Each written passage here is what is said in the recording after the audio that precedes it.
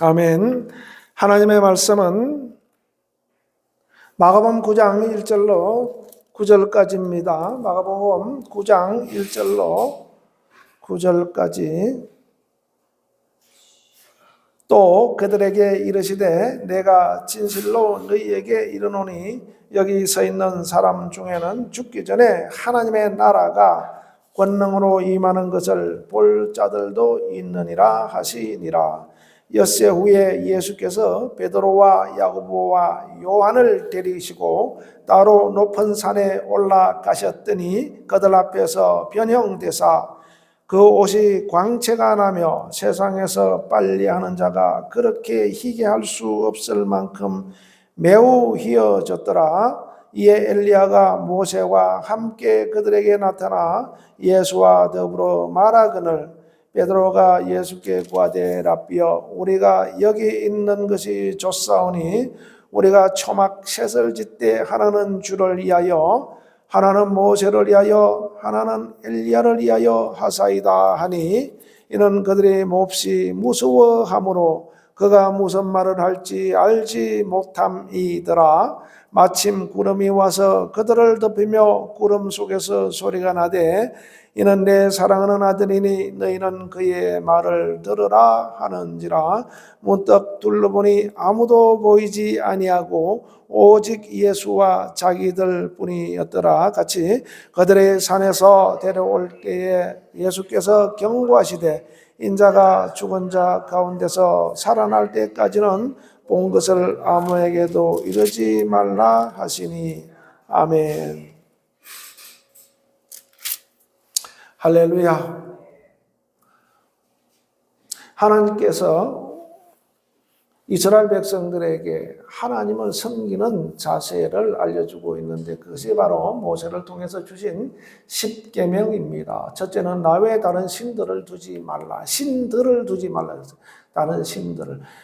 많은 신이 있지만은 너희가 섬기는 많은 신이 있지만은 나는 그들과 같은 신이 아니다라는 것을 말씀하고 있습니다. 나는 참 신이다라는 것을 말씀하고 있습니다. 그러니까 모든 신들을 움직일 수 있는 분, 참 신이신 분. 요한복음 17장 3절에도 영생한 유일하신 참 하나님과 그가 보내신 자 예수 그리스도를 아는 것이다라고 말씀하고 있습니다. 참 하나님. 그러니까 사람들이 세상에 이것도 하나님, 저것도 하나님, 나름대로 하나님 해서 이렇게 많은 자기들을 나름대로 섬기는 신이 있습니다. 그런데 그렇지만은 진짜 하나님은, 참 하나님은 누구신가? 예수 그리스도를 이 땅에 보내신 분, 그분만이 참 하나님이시다는 겁니다. 그분만이 만왕의 왕이시고 만물의 주인이신 참 하나님이시다. 그래서 나 외에 너희는 다른 신들을 두지 말라라고 말씀하고 있습니다. 다른 신들을 두지 말라. 그러니까 우리가 하나님만을 높이는 신앙, 예수님만을 높이는 신앙 중에 가장 우선세에서 생각하고 우리가 믿고 받아들이고 하나님을 섬기는 신앙 중에 중심을 잡아야 될 것이 뭐냐면 하나님 외에는 참 하나님이 없다. 예수 그리스도를 이 땅에 보내신 하나님 외에는 참 하나님이 없다. 그분만이 참 하나님이시다. 그래서 그분만을 우리에게는 신으로, 하나님으로 우리가 그렇게 마음에 두고 섬겨야 된다는 것을 말씀하고 있습니다. 그리고 다른 것들을 만들어서 섬기지 말라는, 하늘에 있는 것이나 땅에 있는 것이나 땅 아래에 있는 것이나 바닷속에 있는 물고기일지라도 하늘의 별, 달 이런 것들을 자꾸 뭔가를 형상을 만들어서 섬기고 있는 것이 사람들의 그 종교적인 심성이 있기 때문에. 그런데 하나님께서 딱 경고를 하십니다. 그거 하지 마라라는, 그거 하지 마라. 왜냐하면 그걸 하게 되면 어떻게 됩니까? 하나님과 같은 취급을 한다 이 말입니다. 그래서 다른 신들을 만들어서 섬기지 말라. 어떤 데는, 어떤 나라는 가보면 집집마다 무슨 섬기는 신이 있습니다. 다 집집마다 무슨 섬기는 신이 있어서 그것에게 절하고 빌고 그렇게 해서 종교적인 생활을 하는 사람들이 많습니다. 그런데 하나님께서는 다른 신들을 만들지 말라. 또 그것에게 절하지 말라. 절하라는 것은 그것을 섬긴다라는 것을 말씀하고 있습니다. 절하지 말라. 그 다음에 내 이름을 망령되이 걸지 말라라는 겁니다. 함부로 부르지 말고 그 이름에 누가 되는 일을 하지 말라라는 겁니다. 하나님의 이름을 함부로 취급하지 말라. 그러면서 하나님을 너희가 어떻게 섬겨야 될 것인가라는 것을 분명히 알려주고 있는 것입니다. 그래서 이것을 잘 지키는 자가 나를 잘 섬기는 자다. 나를 공경하는 자다. 이것을 잘 지키는 사람이 겸손한 자요. 이것을 잘 지키는 사람이 내 명령에 순종하는 자가 된다라고 우리에게 알려주고 있는 것입니다. 할렐루야. 그분이 아들을 이 세상에 보내주셔서 구세주가 있다는 걸 우리가 알게 됐고 창조주가 있다는 것을 알게 됐고 마지막에 심판주로 오신다는 것을 우리가 알게 된 것입니다. 근데 오늘 본문에서 예수님께서 기도하러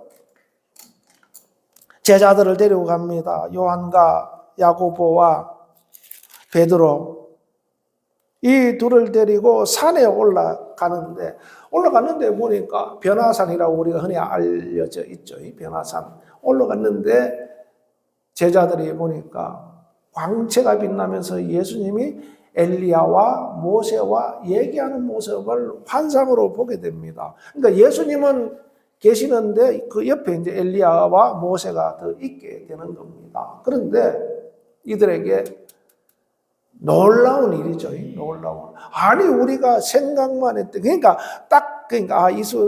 명찰을 달고 엘리야, 모세 이렇게 나와서 아는 것이 아니라 그냥 딱 봐도 보니까 영적으로 알게 된 겁니다. 이분은 엘리야, 이분은 모세. 우리 선생님이 모세와 엘리야와 같이 얘기하네. 그러니까 자기들 생각에는 예수님이 진짜 구세주인지도 잘 모르고 진짜 하나님인지도 잘 모르고 뛰어난 선지자 중에 한 분인 줄 알고 선생님하고 따라다녔는데 그분이 우리가 전통적으로 조상 대대로 내려오던 그 엘리야 선지자, 또 이스라엘을 애굽에서 이끌고 낸 큰 하나님의 역사를 드러낸 모세를, 선지자죠. 마찬가지죠. 그죠?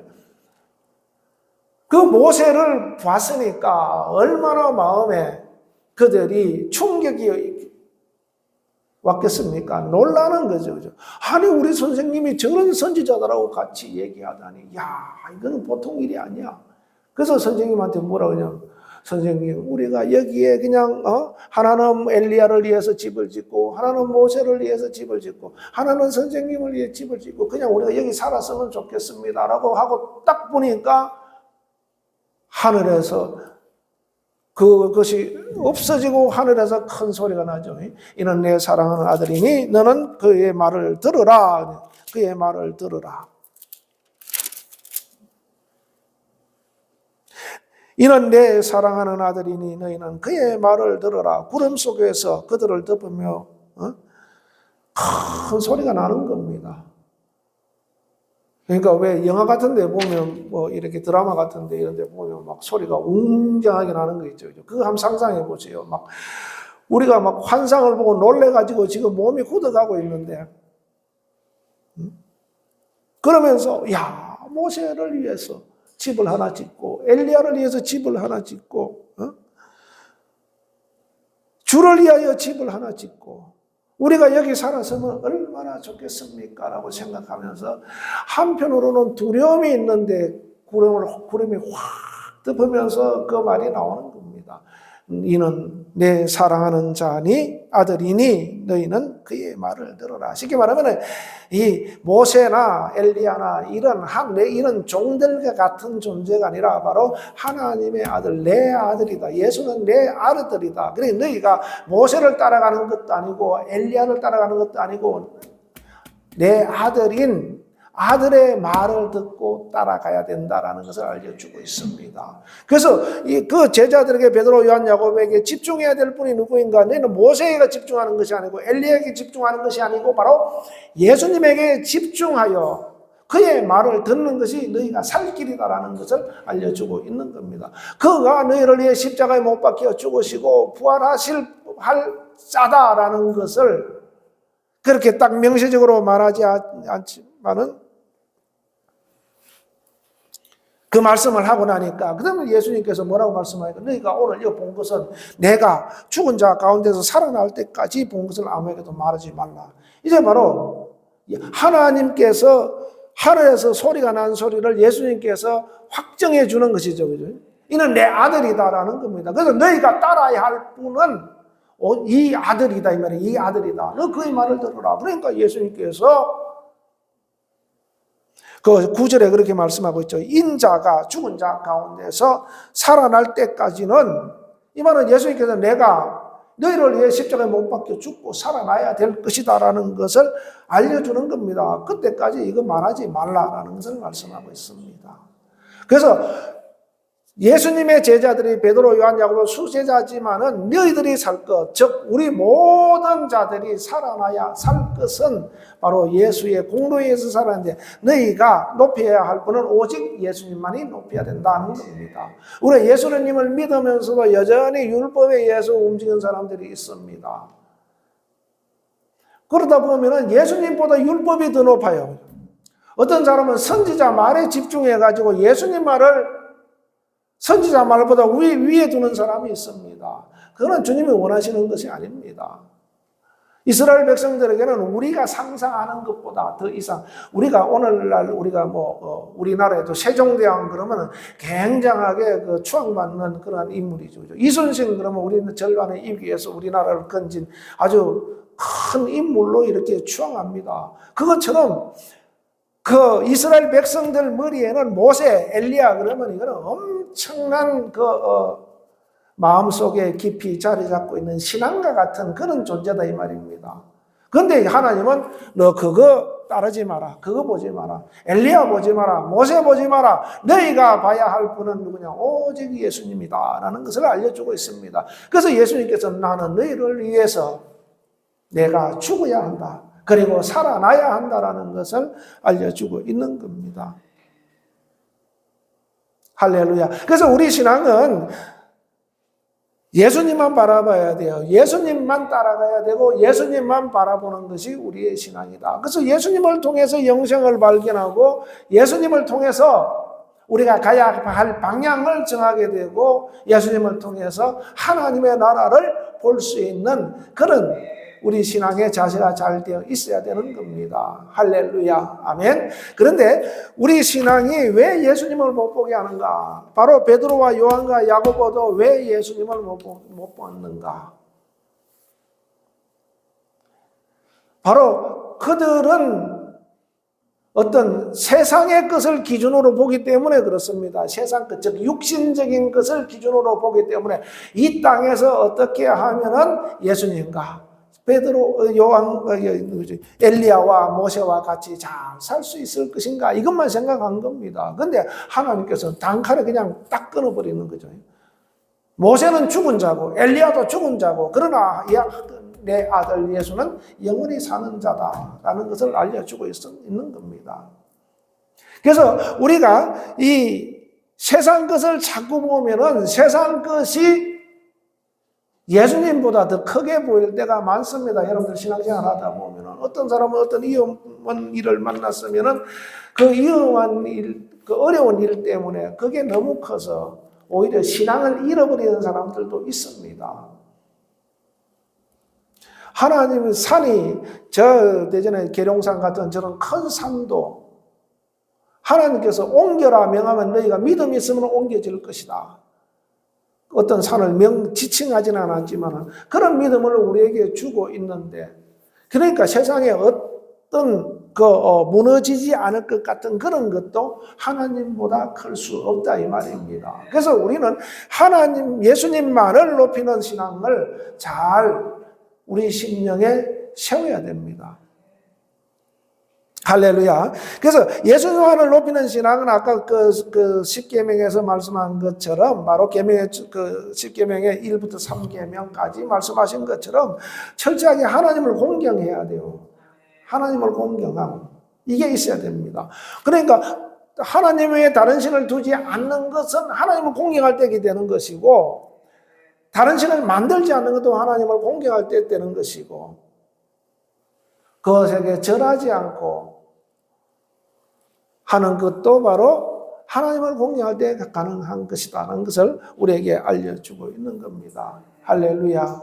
그런데 이것이 시간이 점점 지나가니까 말라기 시대에 와가지고 사람들이 어떻게 변화되냐 하면은, 하나님 앞에 그 말라기 선지자가 뭐라 하냐면 더러운 떡을 가져온다는 겁니다. 더러운 떡을 가져오고도 너희가 이것을 더럽다라고 생각하지 못한다라고 말씀하고 있습니다. 그러니까 더럽다라는 것은 하나 거룩하게 구별하지 않은 게, 즉 하나님이 원하지 않는 떡을 만들어서 하나님 앞에 제사를 드리는 겁니다.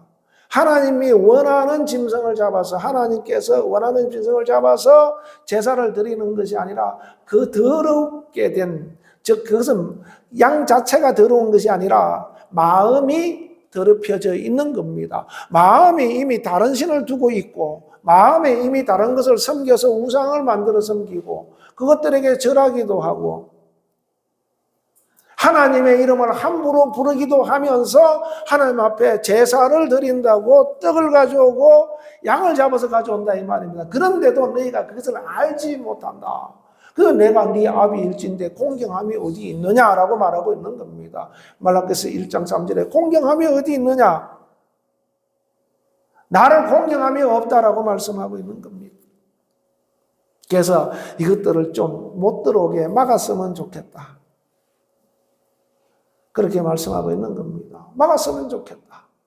그래서 오늘날 우리도 교회 올 때, 예배 올 때 참으로 예수님을 공경하는 마음, 하나님을 공경하는 마음, 이 공경하는 마음이 오면 뭐가 옵니까? 사랑하는 마음이 오죠. 그죠? 하나님을 사랑하는 마음, 하나님을 공경하는 마음을 가지고 주 앞에 와야 된다. 그래서 말라기서 1장 6절 7절에 말씀하고 있는 것이 바로 우리가 더러운 마음을 가지고 오는 것이 더러운 떡을 가지고 오는 거예요.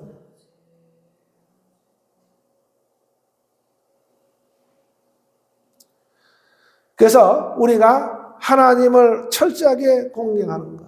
하나님은 나의 창조자시요, 나의 구원자심을 우리가 알았었지 않습니까? 예수 그리스도를 통해서 예수님이 나의 구원자, 하나님이 우리의 구원하신 분, 하나님이 우리를 창조하신 분, 또 하나님이 우리를 자리에, 보좌에 함께 앉혀주시는 분이시다 이 말입니다. 그러니까 얼마나 우리를 공경하냐, 얼마나 우리를 존중해 주시냐 이 말입니다. 얼마나 우리를 존중해 주시느냐. 우리가 하나님 앞에 존중받기를 원하는 사람들은 어떻게 됩니까? 내가 하나님을 공경해야 돼요. 내가 하나님을 영화롭게 해야 됩니다. 그럴 때 하나님은 나를 존중해 주시고 나를 또 영화롭게 해 주십니다. 예수님께서 빌립보서 2장 그 6절 이하에도 보면은 너희는 이 마음을 품으라 그래요. 이 마음 품으라. 예수님이 어떤 마음을 가지고 하나님 앞에 하나님 뜻을 이루는가, 그 마음 품으라. 그는 근본 하나님의 본chất이나 동등됨을 취할 것으로 여기지 아니하고 자기를 비어 종의 형체를 가져 종의 형체로 오셨다 이 말입니다. 그래서 죽기까지 복종하셨다. 그런데 하나님께서 그를 살려서 모든 이름 위에 뛰어난 이름을 주고 만물이 그 이름 앞에 무릎을 꿇게 하셨다 그랬어요. 그러니까 그렇게 하니까 예수님은 아버지께 영광을 돌리는 겁니다. 그러면은 아버지는 아들을 영화롭게 하는 겁니다. 그러니까 우리가 믿음이 있다면 철저하게 하나님을 먼저 영화롭게 하면은 그 다음에 하나님께서 우리를 영화롭게 한다.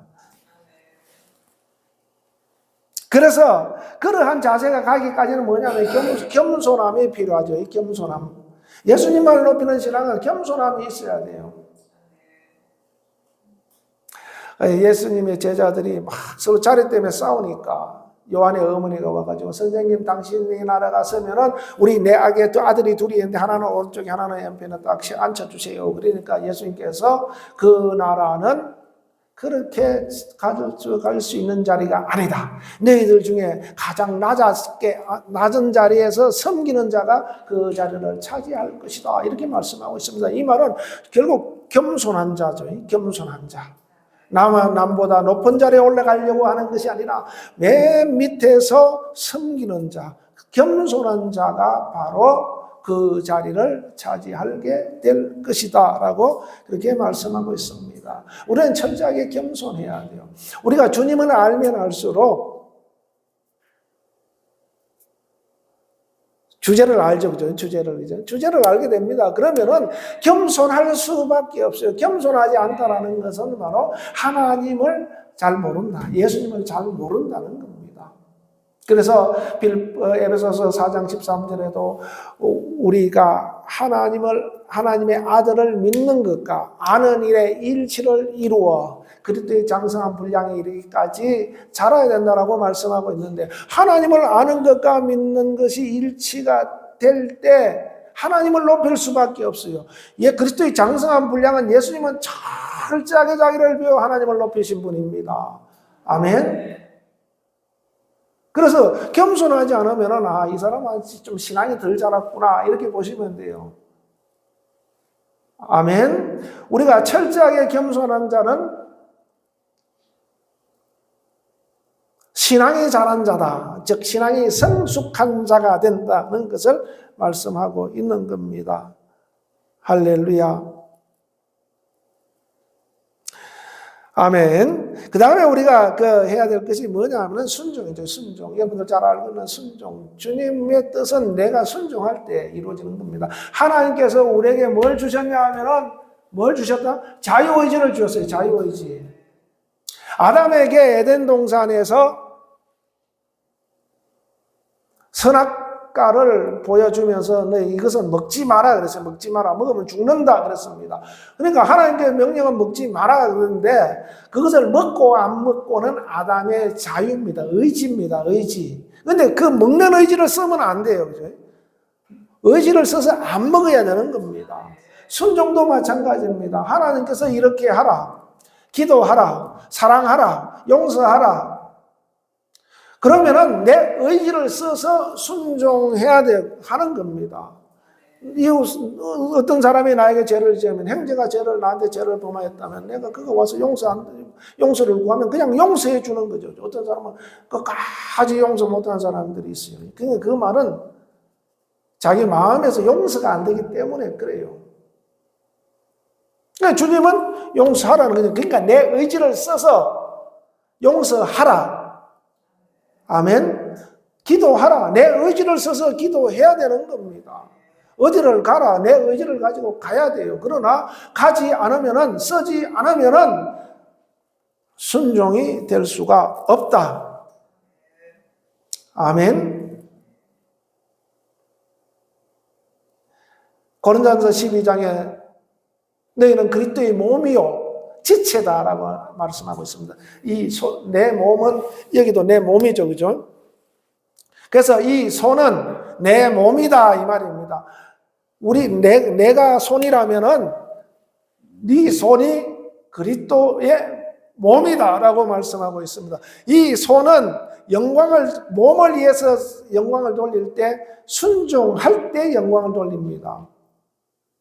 며칠 전에 어떤 분을 만났는데 한 손을 못 써요. 그래서 어떤 서류 처리하는데 한 손을 못 쓰는 게 되게 불편해요. 왜? 이게 붙어는 있지만은 역할을 못 해요. 우리가 붙어는 있었는데 역할을 못하게 하도록까지 하면 안 돼요. 관리를 해야 돼요. 그죠? 우리 몸이 내 몸에 붙어서 잘 자연스럽게 내 의지대로 움직일 수 있도록 내 몸을 관리해야 되는 것처럼 우리가 그리스도의 몸으로서 지체로서 이 관리를 잘 해서 주님이 말씀하시면 그냥 적각 움직일 수 있도록 그렇게 만들어 놔야 된다 이 말입니다. 그게 어떻게 가능한가? 우리가 믿음을 통해서 하나님의 말씀에 순종하는 훈련을 통해서 기도를 통해서 말씀을 통해서 우리를 잘 일꾼으로 만들어 놔야 되는 겁니다. 할렐루야. 여러분들 말씀을 통해서 만들어야 돼요. 기도를 통해서 만들어야 됩니다. 신앙 훈련을 통해서 우리 자신을 그리스도의 몸의 지체로서 잘 움직일 수 있도록, 잘 순종할 수 있도록 우리 자신을 만들어 놔야 된다. 할렐루야. 만들어 놓지 않으면 어떻게 됩니까? 이게 안 움직여져요. 움직여지지 않으니까 어떻게 됩니까? 아무 일을 할 수가 없죠. 그죠?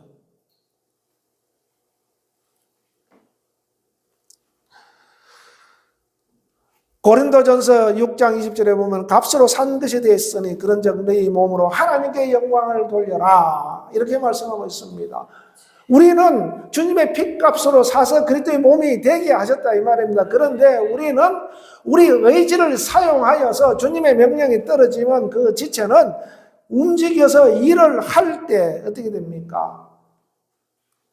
하나님께서 영광을 받으신다. 그러니까 우리 몸 전체는 하나님의 손가락이 될 수도 있고 하나님의 발가락이 될 수도 있고 이렇게 지체다 이 말입니다. 그래서 내가 주님께서 핏값으로 산 자라는 것을 알고 하나님께 영광을 돌리려고 순종할 때 하나님만을 높이는, 예수님 높이는 게 하나님 높이는 겁니다. 예수님만을 높이는 그런 신앙으로 세워지게 된다.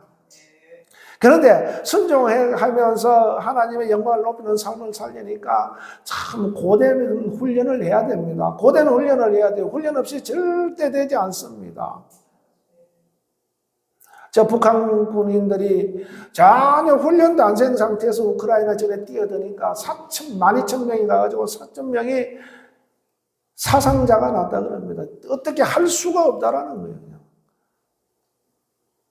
훈련이 안 되면은 영적 생활에서 전쟁에서 이길 수가 없다.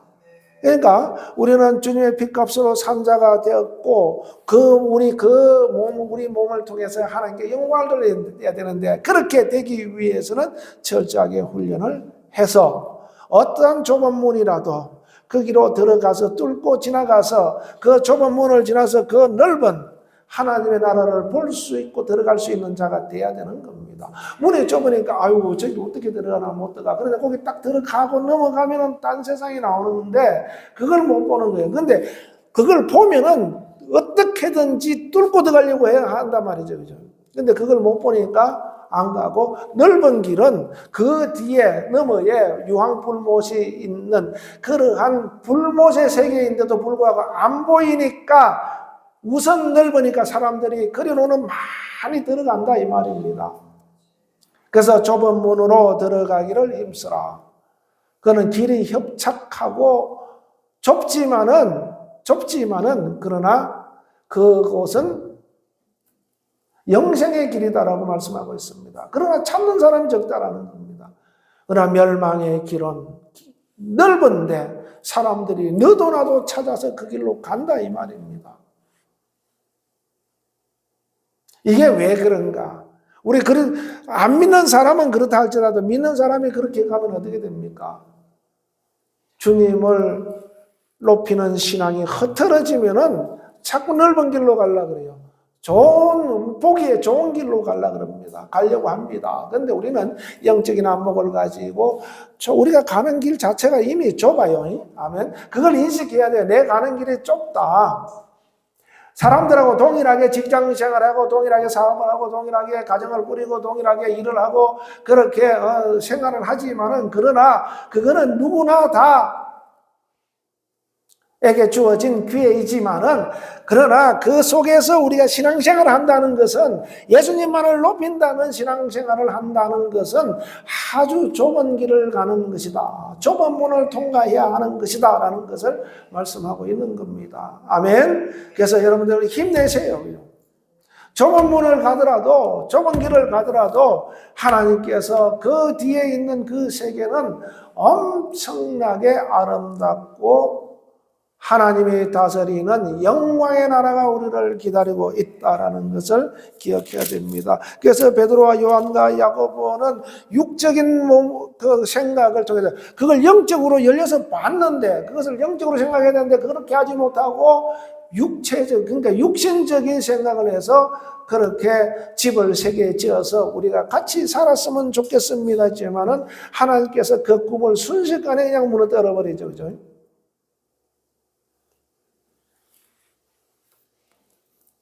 그래서 우리는 이 영적인 안목을 가지고 하나님을 공경하며 겸손한 자세로 어떤 일이든지 주님이 말씀하시면 내가 순종하겠다는 자세를 가지고 신앙생활을 하려고 영적으로 깨어있어야 된다. 기도하고 말씀을 늘 가까이 해야 돼요. 그렇게 될 때 바로 우리가 예수님만을 높이는 신앙생활. 그러니까 우리가 예수님도 율법적으로 막 얽매여서 높이라는 것이 아니고 진짜 성령께서 운행하시는 그 인도하심 속에서 자유롭게 우리가 예수만을 높이는 신앙으로 잘 세워져서 하나님을 영화롭게 하는 삶이 될 수 있기를 예수 이름으로 축원합니다. 기도하겠습니다. 하나님 아버지 감사합니다. 이 시간 함께 하심을 감사하고 하나님의 은혜가 넘치고